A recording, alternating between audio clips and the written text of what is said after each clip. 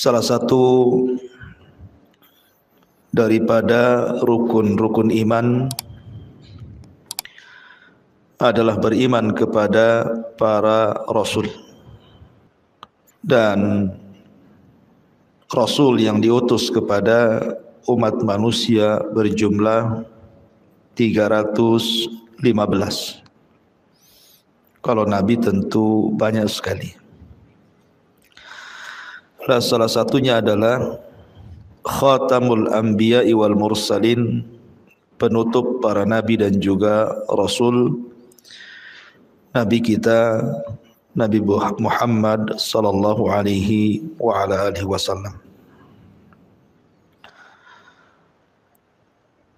Secara nasab beliau adalah Muhammad ibn Abdullah ibn Abdul Muttalib ibn Hashim ibn Abdul Manaf ibn Qusay ibn Kilab ibn Murrah ibn Ka'ab ibn Lu'ay ibn Ghalib ibn Fihr ibn Malik ibn Nadar ibn Kinanah ibn Khuzaimah ibn Mudrikat ibn Ilyas ibn al-Mudhar ibn Nizar ibn Ma'd ibn Adnan min dzurriyyati Ismail ibn Ibrahim alaihi salam. Artinya Nabi sallallahu alaihi wasallam nasabnya sampai ke Adnan, dan Adnan sampai kepada Nabi Allah Ismail putra Ibrahim alaihi salatu wassalam. Dari sini menunjukkan bahwa Nabi kita keturunan Abul Anbiya, bapaknya para nabi, Ibrahim alaihi salatu wassalam. Adapun keutamaan Nabi sallallahu alaihi wasallam sangat banyak sekali. Bahkan Allah Subhanahu wa taala ketika berfirman dalam Al-Qur'an, wa rafa'a biha darajat, dan kami angkat sebagian para nabi dengan yang lainnya itu beberapa tingkatan. Maka Nabi sallallahu alaihi wasallam mengatakan, sayalah di antara para nabi yang diangkat oleh Allah beberapa tingkatan dari para nabi yang lainnya. Karena Nabi sallallahu alaihi wasallam memiliki keistimewaan yang tidak dimiliki para nabi yang lainnya, di mana Nabi sallallahu alaihi wasallam jauh lebih mulia dibandingkan para nabi dan rasul, bahkan dibandingkan para malaikat sekalipun. Dalilnya adalah kita tahu bahwa ketika Allah Subhanahu wa taala menciptakan Adam alaihi salatu wassalam, maka di antara keistimewaan Adam adalah sujudnya malaikat kepadanya. Wa idz qala rabbuka lil malaikati isjudu li Adam fasajadu illa iblis. Dan ingatlah ketika Rabbmu berfirman kepada para malaikatnya, sujudlah kalian kepada Adam. Maka semua manusia, semua malaikat sujud kecuali iblis. Dari sini menunjukkan bahwa Adam diistimewakan dari makhluk yang sangat suci karena tidak pernah maksiat para malaikat. Dan kita tahu bahwa Nabi sallallahu alaihi wasallam jauh lebih mulia dibandingkan Adam. Walaupun Adam adalah bapak manusia, di antaranya adalah kemuliaan yang Allah lebihkan kepada Nabi sallallahu alaihi wasallam dibandingkan Adam alaihi salatu wassalam adalah di mana Allah Subhanahu wa taala dan para malaikatnya bersalawat kepada Nabi sallallahu alaihi wasallam. Innallaha wa malaikatahu yusalluna 'alan nabi. Ya ayyuhalladzina amanu sallu 'alaihi wa sallimu taslima. Sesungguhnya Allah dan para malaikatnya bersalawat kepada Nabi. Wahai orang-orang yang beriman, bersalawatlah kalian kepada Nabi. Artinya bahwa sekalipun malaikat sujud kepada Adam, tetapi sujud yang dilakukan malaikat itu satu kali. Tetapi berselawatnya malaikat kepada Nabi sallallahu alaihi wasallam akan terus menerus, karena Allah Subhanahu wa taala menyebut dengan fi'lul mudhari, yusalluna. Dan fi'lul mudhari itu memiliki faedah sekarang dan yang akan datang. Kemudian yang kedua, Adam alaihi salatu wassalam diajarkan oleh Allah pengetahuan. Tetapi Adam alaihi salatu wassalam diberikan lupa dari pengetahuan itu. Tetapi Nabi sallallahu alaihi wasallam, Allah katakan sanukri'uka fala tansa. Kami akan membacakan kepadamu ya Muhammad dan engkau tidak akan pernah lupa. Artinya Adam diajarkan kemudian lupa. Nabi sallallahu alaihi wasallam dibacakan dan tidak akan pernah lupa. Ma'asyiral muslimat yang dimuliakan Allah Subhanahu wa taala, maka dari sini bahwa Nabi sallallahu alaihi wasallam jauh lebih mulia dibandingkan para malaikat, karena dari segi kemuliaan Adam jauh lebih mulia dibandingkan Nabi sallallahu alaihi wasallam. Rasul lebih mulia dibandingkan Adam. Dan ketika malaikat sujud kepada Adam, berarti sujud kepada orang yang jauh di bawah Nabi sallallahu alaihi wasallam. Dari sini menunjukkan bahwa Nabi lebih mulia dibandingkan para malaikat dan juga Nabiullah Adam alaihi salatu wassalam. Taib, kemudian kalau kita melihat Nabi setelah Adam alaihi salatu wassalam dari ulul azmi minar rusul. Kalau ada orang mengatakan, sebelum saya jelaskan lebih lanjut, Adam alaihi salatu wassalam pernah dimasukkan oleh Allah Subhanahu wa taala ke dalam surga. Maka kita katakan Nabi sallallahu alaihi wasallam juga sama, pernah masuk ke dalam surga. Bahkan pernah diperlihatkan istana Umar bin Khattab radhiyallahu anhu. Bahkan ketika Adam alaihi salatu wassalam dikeluarkan dari surga karena sebuah dosa yang dilakukannya, maka Adam alaihi salatu wassalam tidak akan bisa masuk surga lagi kecuali Nabi sallallahu alaihi wasallam yang membukakan pintu surganya. Kalau kita lihat hadis syafaat, Nabi sallallahu alaihi wasallam mengatakan, "Ana awwal man aftatihu babal jannah." Sayalah orang yang pertama kali membuka pintu surga. Saya orang yang pertama kali membuka pintu surga. Artinya semua para nabi tidak bisa membuka pintu surga. Allah bukan karena Allah Subhanahu wa taala mengizinkan Nabi sallallahu alaihi wasallam untuk membuka pintu surga, tentu orang-orang yang diponis masuk surga tidak akan bisa masuk surga. Karena masuk surga itu harus lewat pintu-pintunya, dan pintu surga hanya bisa dibuka oleh Nabi sallallahu alaihi wasallam berdasarkan perkataan malaikat yang menjaga pintu surga. Dia mengatakan, "Bika umirtu alla aftah li ahadin qablak." Aku diperintah oleh Allah untuk tidak membuka pintu surga kecuali kau yang minta. Dari sini Rasul mengatakan, "Ana awal man aftatihu babal jannah." Sayalah orang yang pertama kali membuka pintu surga. Kemudian kalau kita melihat ulul azmi, yang pertama siapa? Nuh alaihi salatu wassalam. Nabi Nuh alaihi salatu wassalam diberikan usia yang panjang.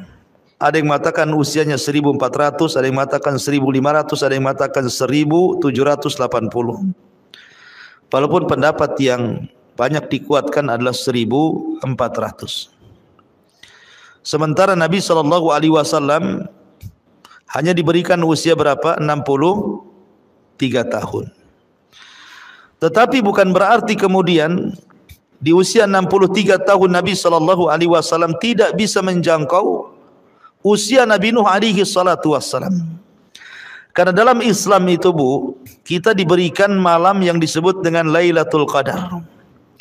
Satu malam Lailatul Qadar itu sebanding dengan berapa? 84 tahun. Itu satu malam. Sekarang Ramadan, kita tahu bahwa syariatkan puasa Ramadan pada tahun kedua Hijriah. Dan Nabi SAW wafat pada tahun ke-11 Hijriah. Artinya Nabi SAW berjumpa dengan Ramadan berapa kali? 9 kali. Sekarang 9 dikali 1000 bulan. 1000 bulan sekitar 84 tahun kan? Dikali 9. Berarti kan usianya, kalau dihitung usia berarti kan panjang kan Bu ya? Coba saja Bu ya.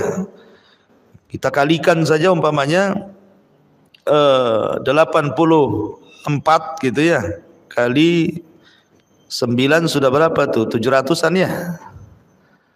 Berapa itu? Coba Bu. 84 tahun kali 9 kenanya berapa tuh?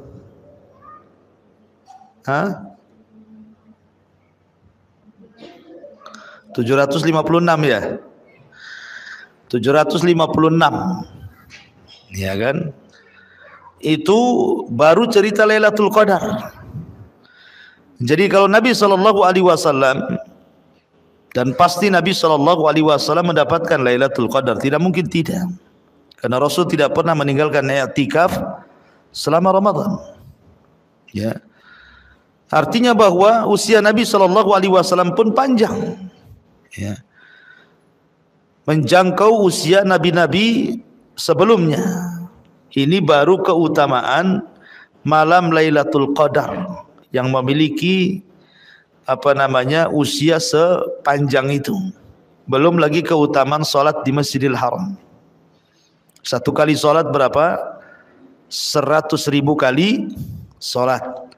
Kalau di Masjid Nabawi satu kali salat sama dengan 1000 kali salat di masjid-masjid yang lainnya. Kalau seandainya 100.000 kali salat, umpamanya salat wajib, ibu salat wajib lah salat maghrib, berarti kan sekali maghrib sama dengan 100.000 kali salat maghrib di tempat-tempat yang itu membutuhkan usia berapa itu? Itu kalau salat maghrib satu kali kan? Kalau salat maghrib 2 kali, 3 kali, bagaimana kalau 1 bulan? Itu kan sama dengan membutuhkan atau berhajat kepada usia yang panjang gitu ya. Kalau ingin menghabiskan ibadah sebanyak itu. Artinya bahwa walaupun Nabi SAW tidak diberikan usia secara zahir sampai ribuan tahun, 1000 lebih ya Nuh itu, tapi Nabi SAW bisa menjangkau dengan amalannya, dengan pahalanya sama dengan para nabi yang diberikan usia panjang-panjang. Seolah-olah Nabi juga panjang usianya gitu ya. Kemudian yang kedua, Nuh alaihi salatu wassalam, ketika kaumnya sudah mulai menyakiti dirinya, maka Nuh alaihi salatu wassalam berdoa, Rabbi la tadar alal kafirina, Rabbi la tadar alal ardi minal kafirina dayara. Ya Rabb, jangan kau sisakan di permukaan bumi ini jiwa orang kafir kecuali kau binasakan. Nuh tidak sabar.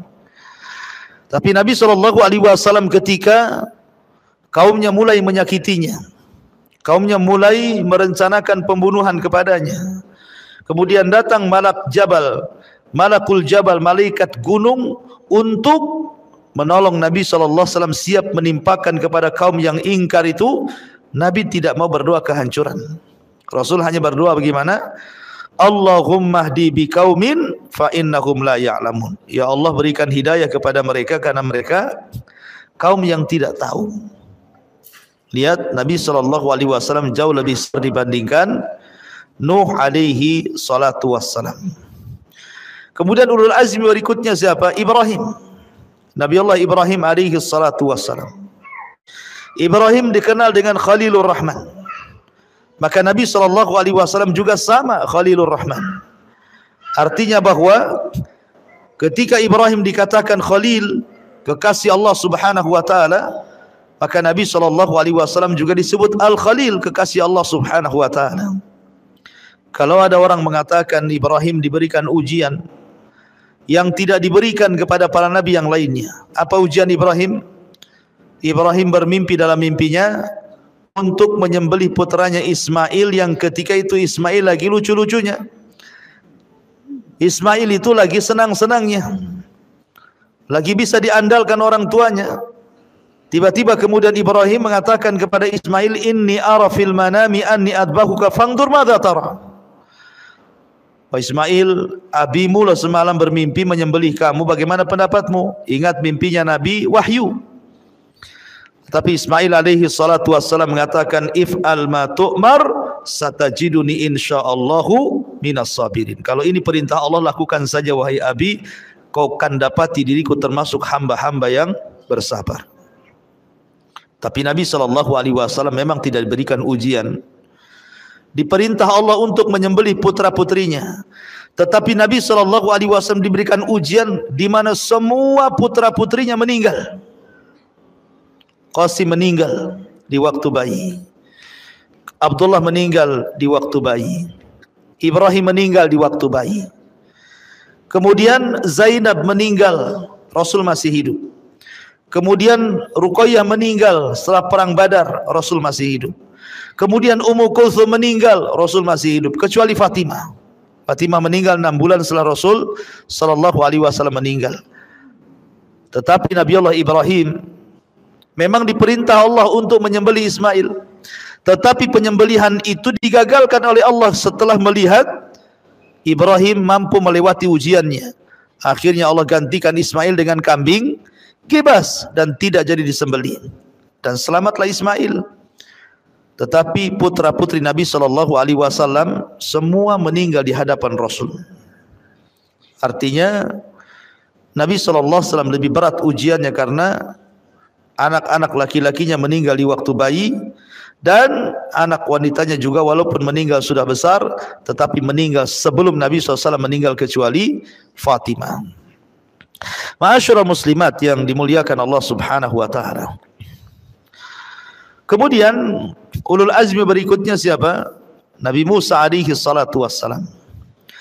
Musa memiliki mukjizat tongkat, mampu membelah lautan, mampu memukul batu kemudian keluar air mata air. Maka kita katakan Nabi SAW juga diberikan mukjizat yang jauh lebih hebat dibandingkan membelah lautan. Apa mukjizatnya? Membelah bulan. Ya, bulan dibelah. Sehingga Allah Subhanahu wa taala berfirman, iqtarabatis sa'atu wan syaqqal qamar. Wan syaqqal qamar, dan ketika bulan terbelah menjadi dua. Bahkan ketika Hudaybiyah, para sahabat kehausan, air untuk wudu tidak cukup. Akhirnya kemudian Nabi SAW memasukkan tangannya ke dalam ina bejana, tiba-tiba mengeluarkan air dari jari jemarinya. Artinya Nabi SAW juga diberikan hal yang sama, bahkan lebih baik dibandingkan yang Allah berikan kepada Nabi Musa alaihi salatu wassalam. Kemudian setelah Musa siapa? Isa. Isa dilindungi oleh Allah Subhanahu wa taala, wa ayyadahu bi ruhil qudus. Dia dikuatkan oleh Ruh Kudus, maksudnya Jibril. Maka Nabi SAW juga sama.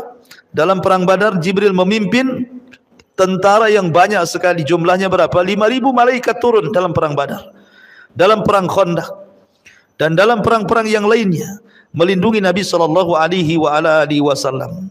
Artinya apa yang diberikan kepada para nabi juga diberikan kepada Rasul SAW, bahkan lebih baik dan lebih agung dibandingkan yang diberikan kepada para nabi dan rasul. Menunjukkan dari sini keistimewaan Nabi sallallahu alaihi wasallam. Dari mukjizat juga sama. Mukjizat para nabi itu akan disesuaikan dengan kebiasaan kaumnya. Seperti Nabi Musa, kenapa diberikan mukjizat berupa tongkat? Karena kebiasaan kaumnya tukang sihir banyak. Kenapa Nabi Isa diberikan mukjizat mampu mengobati penyakit? Artinya yang berkenaan dengan kesehatan. Mampu mengobati orang buta, mampu mengobati penyakit, bahkan bisa menghidupkan orang mati dengan izin Allah. Maka kita katakan bahwa Nabi SAW diberikan mukjizat jauh lebih banyak dibandingkan mukjizat para nabi. Bahkan para ulama mengatakan mukjizat Rasul itu sampai 1000 lebih. Dan mukjizat Rasul itu bermacam-macam. Ada yang berkaitan dengan perobatan, ada yang berkaitan dengan ini, dengan itu. Tidak disesuaikan dengan kebiasaan kaumnya, tetapi kebiasaan semua manusia. Kenapa? Karena para nabi itu diutus kepada kaumnya saja, tapi Nabi SAW diutus kepada seluruh manusia, jin dan manusianya. Makanya wajar mukjizatnya mencakup jenis-jenis manusia yang ada di alam semesta. Ma'asyiral muslimat yang dimuliakan Allah Subhanahu wa taala. Kalau kita itu bicara tentang ulul azmi, kita beralih kepada para nabi yang lainnya. Saya contohkan beberapa para nabi. Pertama, nabi siapa? Nabi Syuaib. Nabi Syuaib diberikan oleh Allah Subhanahu wa taala bentuk mukjizat apa? Syuaib itu ahli orator, Bu. Orator ulung. Pandai bicara. Itulah Nabi Syuaib. Maka kita katakan bahwa Nabi SAW juga diberikan oleh Allah Subhanahu wa taala jawami'ul kalim. Kalimatnya padat, singkat tapi bermakna. Makanya lihat banyak para ulama mensyarah satu hadis bisa berjilid-jilid. Satu hadis bisa disyarah berjilid-jilid, Bu. Menunjukkan bahwa Nabi jauh lebih hebat dibandingkan Syuaib karena dia diberikan jawami'ul kalim, kalimatnya pendek, padat tapi syarat dengan makna. Kemudian juga kita lihat Nabi Saleh mampu mengeluarkan unta dari batu. Maka Nabi SAW ya tidak sama dengan Nabi Saleh mengeluarkan unta dari batu, tapi juga Nabi SAW paham dengan bahasa unta. Ketika Nabi SAW kemudian ada laporan bahwa di sebuah kebun itu ada unta yang ngamuk sehingga banyak orang yang tidak sanggup masuk ke dalam kebun itu karena takut dengan amukan unta. Maka Nabi SAW masuk ke dalam kebun itu. Ketika unta melihat Rasul, maka unta itu menghampiri Nabi, tiba-tiba sujud di hadapan Nabi SAW. Kemudian i'tidar, minta maaf. Kemudian ketika unta itu sujud, sahabat datang kepada Rasul dan mengatakan, Rasul, kalau unta yang tidak berakal ini sujud kepadamu, harusnya kami yang sujud kepadamu. Maka Rasul mengatakan, jangan, kalau Allah perintahkan manusia sujud kepada manusia yang lain, tentu yang aku pertama perintahkan seorang istri sujud kepada suaminya karena besarnya haknya. Ya. Jadi Nabi SAW mampu berbicara dengan unta. Bahkan dalam riwayat yang lain, ketika Nabi SAW sedang berbonceng dengan Anas bin Malik, tiba-tiba dikejar unta. Ketika unta itu sudah di hadapan Nabi, tiba-tiba kemudian sujud, maka Rasul turun, rupanya unta itu menangis dan Rasul usap air mata tangisannya, kemudian berteriak, siapa pemilik unta ini? Faja'a fatan minal ansar, datang laki-laki dari Ansar dan mengatakan, saya wahai Rasul. Maka Rasul mengatakan, ittaqillaha ya fulan, takwalah kau kepada Allah wahai fulan, fa innahu alayya annaka tuji'uhu wa tut'ibuhu. Lihat untamu ngadu kepadaku, engkau sudah membuat dia lapar, engkau sudah membuat dia sakit, kau hanya bisa mempekerjakan tanpa memberikan kesejahteraan. Rasul paham dengan bahasa unta. Kemudian siapa lagi? Nabi Hud. Nabi Hud alaihi salatu wassalam diutus kepada kaum Ad, kaum yang kuat-kuat. Kaum Ad tidak bisa membunuh Hud, tidak bisa menyentuh Hud. Maka Nabi SAW juga sama, wallahu ya'simuka minan nas. Maka Allah akan menjaga engkau wahai Muhammad dari manusia. Bahkan umat Islam akan senantiasa dijaga oleh Allah Subhanahu wa taala dari azab yang pernah ditimpakan kepada kaum Ad. Makanya Allah mengatakan, wa ma kana Allahu mu'adzibahum wa anta fihim, dan Allah tidak mungkin mengadab umat wahai Muhammad sementara engkau hidup di tengah-tengah mereka. Tapi lihat kaum Ad dihancurkan oleh Allah padahal Hud masih masih hidup di tengah-tengah mereka. Dikirim angin yang sangat kencang, umatnya kaum Ad diterbangkan ke langit 7 hari 8 malam, kemudian mereka pun ditumpahkan ke bumi seperti tunggul-tunggul unta sehingga tidak bernyawa lagi. Ma'asyiral muslimat yang dimuliakan Allah Subhanahu wa taala. Dan banyak kalau kita cerita tentang keistimewaan Rasul dibandingkan para nabi dan juga para rasul sebelum Nabi sallallahu alaihi wasallam. Ini menunjukkan bahwa kita dianugerahkan oleh Allah seorang nabi, seorang rasul yang jauh lebih mulia dibandingkan para nabi dan rasul. Ya, karena memang dia adalah pemimpinnya para nabi dan rasul. Sayyidul anbiya'i wal mursalin, pemimpinnya para nabi dan juga rasul.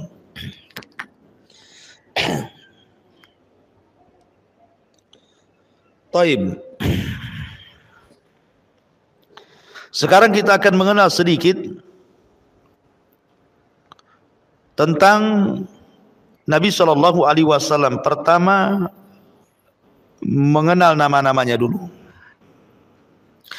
Nabi Shallallahu Alaihi Wasallam itu punya lakob-lakob, punya sifat-sifat, punya nama-nama yang bukan hanya satu. Di antara nama-nama, lakob-lakob dan sifat-sifat Nabi Shallallahu Alaihi Wasallam itu diterangkan di dalam Al-Quran, diterangkan dalam hadis-hadis Nabi Shallallahu Alaihi Wasallam. Apa saja? Maka kita mulai daripada mengenal lakob-lakob Nabi Shallallahu Alaihi Wasallam ataupun gelar-gelar Nabi Shallallahu Alaihi Wasallam yang Al-Quran telah menggelarinya. Pertama, gelar Nabi adalah Asy-Syahid. Asy-Syahid, yang menyaksikan. Al-Mubasyir, yang memberi kabar gembira. An-Nadhir, yang memberi peringatan. Itulah gelar-gelar Rasul. Asy-Syahid, Al-Mubasyir, An-Nadhir. Sebagaimana Allah berfirman dalam surah Al-Ahzab ayat 45, Inna arsalnaka syahidan wa mubasyiran wa nadhira. Kemudian yang kedua di antara gelar Rasul adalah Ad-Da'i ilallah dan juga As-Siraj Al-Munir. Ad-Da'i, orang yang mengajak ke jalan Allah. As-Siraj Al-Munir, lentera yang sangat terang. Dan itu disebutkan dalam surah Al-Ahzab 46-nya. Allah mengatakan wada'iyan ilallah biidnihi wasirajan munira. Kemudian juga yang ketiga Al-Mudzakir, orang yang memberikan peringatan. Sebagaimana disebutkan dalam surah Al-Ghasyiyah ayat 21, fadzakir innama anta mudzakir. Berilah peringatan karena engkau seorang pemberi peringatan. Kemudian juga di antara gelar beliau adalah Ar-Rasul, Raufur Rahim. Sebagaimana disebutkan dalam surah At-Taubah ayat 128. Laqad ja'akum rasulun min anfusikum azizun alaihi ma anittum harisun alaikum bil mu'minina raufu rahim. Di sini ada dua gelar. Pertama Rasul, laqad ja'akum rasul, telah datang kepada kalian seorang rasul min anfusikum, dari jenis kalian. Azizun alaihi ma anittum, merasa berat apa yang kalian derita. Harisun alaikum, merasa semangat untuk berikan hidayah kepada kalian. Bil mu'minin, dengan orang-orang yang beriman. Rauf Rahim, gelarnya Rauf, orangnya baik. Rahim, orangnya penyayang. Kemudian di antara gelar yang lain Rahmatan lil alamin. Sebagaimana Allah mengatakan dalam surah Al-Anbiya 107, Inna arsalnaka wa ma arsalnaka illa rahmatan lil alamin. Kemudian di antara gelarnya adalah Al-Muzammil. Sebagaimana Allah menyebutnya dalam surah Al-Muzammil ayat 1. Ya ayyuhal muzammil, wahai orang yang berselimut. Begitu juga gelarnya adalah Al-Mudaththir. Sebagaimana Allah berfirman dalam surah Al-Mudaththir ayat 1. Ya ayyuhal mudaththir. Begitu juga gelarnya An-Nabi. Dia seorang Nabi. Sebagaimana dia seorang Nabi dalam Al-Anfal 64. Ya ayyuhan Nabi. Dan dia juga Rasul, sebagaimana Allah menyebutkan dalam surah Al-Maidah ayat 41, ya ayyuha ar-rasul. Dan juga sebagai khatamun nabiyyin, penutup para nabi. Sebagaimana Allah mengatakan dalam surah Al-Ahzab 40, maka Muhammadun aba ahadi min rijalikum walakin Rasulullah wa khatamun nabi, dan juga gelarnya penutup para nabi. Kemudian juga digelari Al-Hadi, yang memberikan petunjuk, maksudnya petunjuk irsyad, sebagaimana dalam surah Syura ayat 52, innaka la tahdi ila siratim mustaqim. Kemudian juga gelarnya Al-Ma'sum, ya, wallahu ya'simuka minan nas, wallahu ya'simuka minan nas. Juga di antara gelarnya adalah An-Nabiyul Ummi, nabi yang buta huruf, tidak bisa baca dan tidak bisa tulis, sebagaimana disebutkan dalam surah Al-A'raf ayat 158. Kemudian juga disebut An-Nur, cahaya, pembawa cahaya, sebagaimana disebutkan dalam surah Al-Maidah ayat 15. Itu di antara gelar-gelar Nabi SAW yang dicantumkan dalam Al-Quran.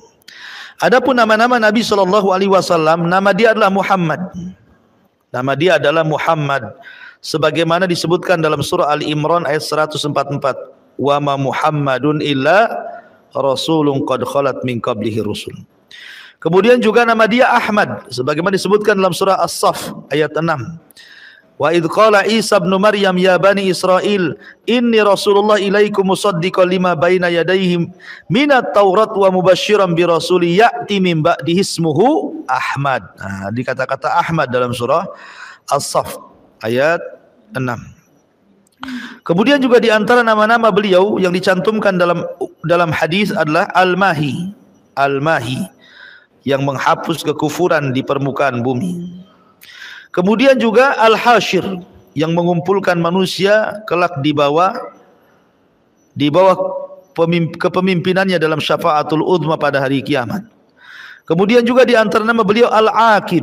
Al-Aqib artinya yang menutup para nabi.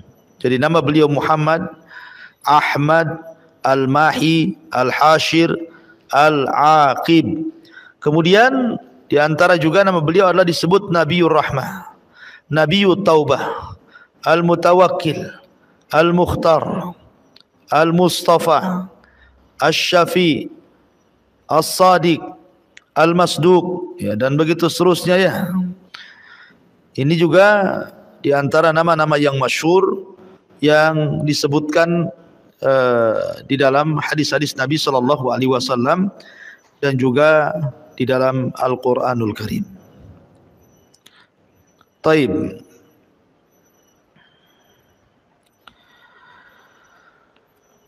Kemudian di antara ciri-ciri fisik Nabi SAW, Anas bin Malik radhiyallahu an pernah mensifati ciri fisik Rasul. Jadi perawakan Nabi SAW itu, Bu, beliau itu tidak terlalu tinggi, tidak juga pendek, tidak putih sekali kulitnya, tidak juga kecoklatan. Beliau rambutnya tidak keriting pekat, juga tidak lurus menjurai. Lah Allah Subhanahu wa taala mengutusnya pada usia 40 tahun.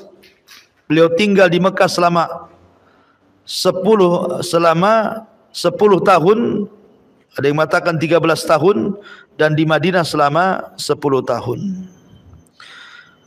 Kemudian juga dalam riwayat yang lain, Anas bin Malik juga mengatakan Rasul memiliki postur sedang, tidak tinggi, tidak pendek, dan fisiknya bagus.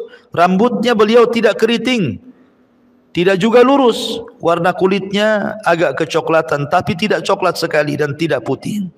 Jika beliau berjalan, maka berjalan dengan tegak. Kemudian juga Bara bin Azib mengatakan Nabi SAW adalah lelaki yang berambut ikal, berpostur sedang, bahunya bidang, berambut lebat sampai kuping, dan beliau memakai kain merah, dan itu baju kesukaannya. Kemudian beliau mengatakan, aku tidak pernah melihat orang yang lebih tampan dari beliau. Kemudian juga dalam riwayat yang lain, Bara bin Azib radhiyallahu an mengatakan, aku belum pernah melihat orang yang mengenakan kain merah yang lebih tampan daripada Nabi SAW. Beliau mempunyai rambut yang menjulur sampai pundaknya. Kemudian bahu beliau lebar, dan beliau bukan orang yang bertubuh pendek ataupun terlalu tinggi. Kemudian juga Jabir bin Samurah radhiyallahu anhu juga mengatakan, Rasul sallallahu alaihi wasallam ketika disifati beliau kemudian mengatakan sudut mata beliau lebar. Aku bertanya apakah maksud kalimat itu? Maka beliau mengatakan dia memiliki mata yang indah. Kemudian Jabir radhiyallahu anhu juga mengatakan, aku melihat Nabi SAW di malam purnama, beliau mengenakan kain merah. Aku mulai memandang beliau dan juga bulan. Ternyata beliau jauh lebih indah dibandingkan bulan. Abu Hurairah radhiyallahu anhu juga mengatakan, Rasul berkulit putih bagaikan disepuh oleh perak, rambutnya agak bergelombang ikal. Kemudian Aisyah radhiyallahu anha mengatakan, aku mandi bersama Nabi SAW dari satu bejana. Beliau mempunyai rambut yang sampai pundak dan juga hingga kuping telinga. Dan itulah diantara sifat-sifat yang disifatkan para sahabat Nabi SAW tentang fisik Nabi SAW. Taib. Di sini mu'alif rahimahullahu ta'ala menjelaskan tentang beriman kepada kerasulan Muhammad SAW ditinjau dari dalil-dalil baik nakli ataupun akli. Pertama dalil nakli, satu kesaksian Allah dan para malaikat bagi Nabi SAW bahwa beliau menerima wahyu sebagaimana Allah firmankan dalam surah An-Nisa 166. Lakinna Allah yashhadu bima anzala ilaika anzalahu bi'ilmihi wal malaikatu yashhadun wa kafa billahi syahida. Mereka tidak mau mengakui yang diturunkan kepadamu itu, tetapi Allah mengakui Al-Quran yang diturunkannya kepadamu. Allah menurunkannya dengan ilmunya dan malaikat-malaikat pun menjadi saksi pula. Cukuplah Allah yang mengakuinya. Artinya bahwa beliau diangkat menjadi Nabi dan Rasul diingkari oleh banyak orang, diingkari oleh orang-orang Quraisy, diingkari oleh banyak manusia pada permulaannya. Tetapi walaupun satu dunia mengingkari dia seorang Rasul, maka Allah Subhanahu wa ta'ala mengatakan bahwa aku mengakui, Allah sendiri mengakui dia seorang Rasul dengan diturunkan Al-Quran kepadanya dan malaikat menyaksikannya. Gak apa-apa manusia mendustakan, tapi Allah Subhanahu wa ta'ala mengakuinya. Kemudian yang kedua, informasi dari Allah mengenai keumuman kerasulan Nabi SAW, bahwa dia akhir para nabi dan kewajiban taat mencintainya dan sebagai nabi penutup yang diutus oleh Allah Subhanahu wa taala. Dan ini bisa kita baca dalam surah An-Nisa 170, ya ayyuhan nas qad ja'akum rasul bil haqqi mir rabbikum fa aminu khairal lakum. Wahai manusia, sungguhnya telah datang rasul itu kepadamu dengan membawa kebenaran dari Rabbmu, maka berimanlah kamu, itu lebih baik bagimu. Kemudian yang nomor 3, nanti ibu baca sendiri saja ya, baca satu-satu lama.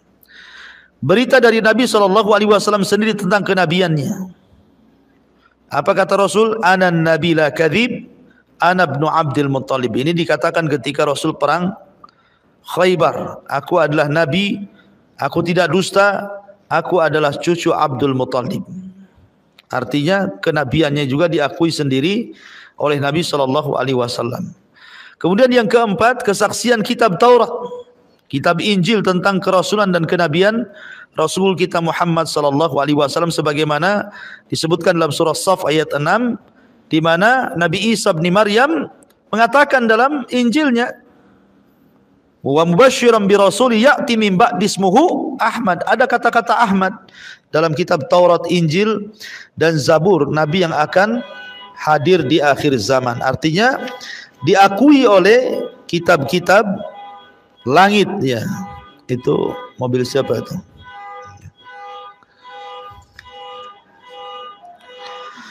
Taib.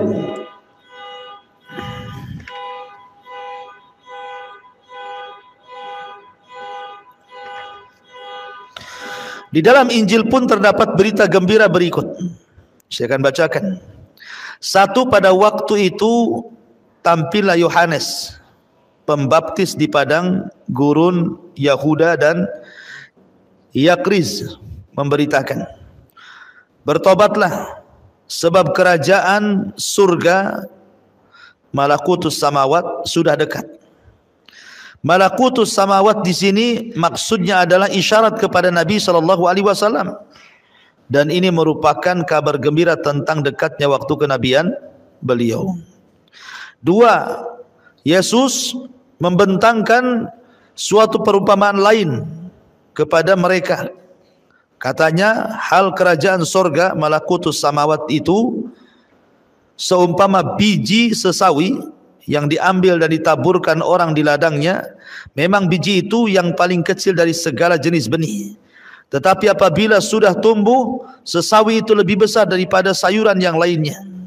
Ungkapan ini persis dengan ungkapan yang disebutkan Allah Subhanahu wa taala dalam surah Al-Fat ayat 29, dan sifat-sifat mereka dalam Injil yaitu seperti tanaman yang mengeluarkan tunasnya, maka tunas itu menjadikan tanaman itu kuat lalu menjadi besarlah dan tegak lurus di atas pokoknya. Tanaman itu menyenangkan hati penanamnya karena Allah hendak menjengkelkan hati orang-orang kafir. Artinya bahwa ada isyarat-isyarat di dalam kitab-kitab lama tentang adanya kenabian dan juga kerasulan Nabi kita Muhammad sallallahu alaihi wa ala alihi wasallam. Dan kalau kita lihat sejarah Buya, kedatangan Nabi sallallahu alaihi wasallam itu sudah banyak yang memprediksi, sehingga tidak bisa kemudian seseorang mengelak lagi dari kenabian dan kerasulan Muhammad SAW. Contoh saja, kenapa orang-orang Yahudi banyak di kota Madinah, Khaybar, di Tanaim, di beberapa tempat di Jazirah Arab di zaman itu sebelum diutusnya Nabi sallallahu alaihi wasallam. Rupanya alasannya karena mereka hijrah meminta suaka sehingga kemudian mereka tinggal di Yathrib yang belakangan disebut Madinah, karena mereka menanti-nanti akan ada seorang nabi yang menutup semua para nabi. Tetapi setelah Nabi SAW betul-betul diutus, ternyata bukan dari Bani Israel tetapi dari bangsa Arab, mereka pun sombong, hasad dan tidak menerimanya. Tetapi mereka sudah mengakui sendiri bahwa akan ada seorang nabi yang lahir.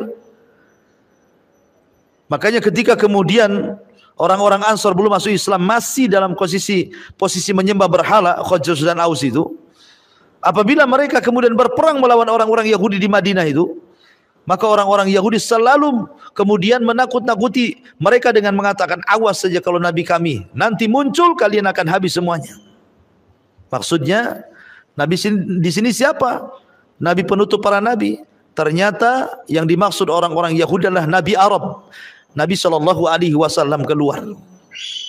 Ternyata ketika nabinya bukan dari Bani Israel tetapi dari bangsa Arab, maka orang-orang Yahudi pun malah kemudian menolak kenabian Rasul, kemudian hasad sampai kemudian berperang. Akhirnya Rasul mengusir mereka dari tanah suci Madinah.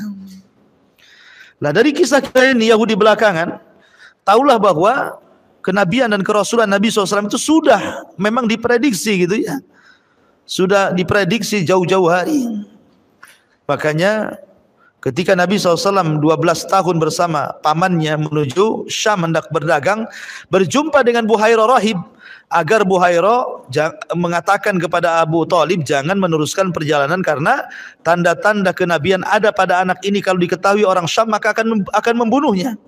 Maka sebaiknya pulang lagi ke Mekah. Nah, Buhairah rahib saja sudah memprediksi gitu ya. Kemudian juga ketika betul-betul Rasulullah SAW mendapatkan wahyu Allah, kemudian melihat malaikat Jibril dalam bentuk asli dan ceritakan kepada Waraqah ibn Naufal, dan Waraqah ibn Naufal itu seorang ahli kitab. Dia mengatakan, wahai Khadijah, suamimu akan jadi nabi. Makhluk yang bersayap yang ditemui suamimu itu Jibril, pernah turun kepada Nabi Musa dan Isa. Suamimu akan jadi nabi. Jadi prediksi-prediksi tokoh-tokoh besar itu sudah ada di zaman itu. Ya, karena memang dia seorang nabi, seorang rasul, penutup para nabi dan rasul. Makanya kita wajib beriman dan semua manusia wajib beriman kepada kerasulan Nabi kita Muhammad sallallahu alaihi wa ala alihi wasallam. Wallahu alam, sampai di sini dulu.